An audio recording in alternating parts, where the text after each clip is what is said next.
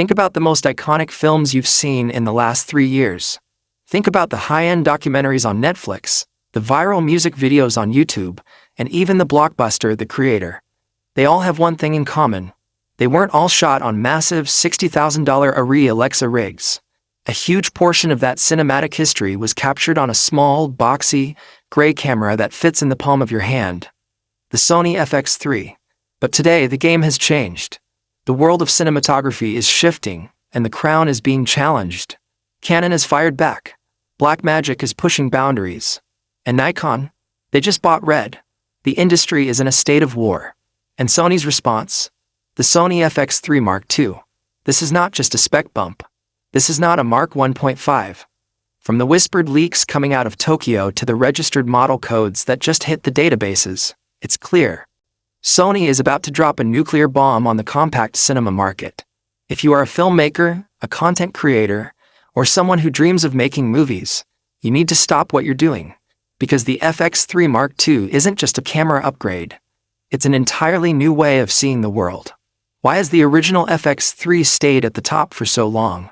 It's because it broke the rules. It took the soul of the A7S III, that legendary low-light performance, and stripped away everything that a filmmaker didn't need. No viewfinder. No photography-first ergonomics. Just a cold, hard, cooling fan-equipped cinema machine. It was the people's cinema camera. But as we sit here in 2026, the original FX3 is starting to show its age. We live in a world of social media where vertical video is king. We live in a world of high-speed action where rolling shutter can ruin a shot. We live in a world where open gate isn't a luxury anymore. It's a necessity. Enter the FX3 Mark II.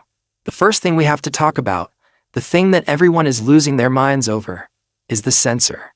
Rumors and registration leaks suggest that Sony is finally moving away from the 12-megapixel architecture.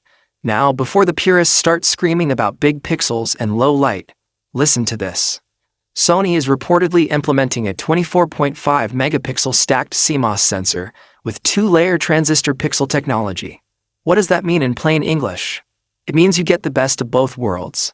You get the incredible low-light sensitivity that made the original FX3 a night vision camera, but you double the resolution.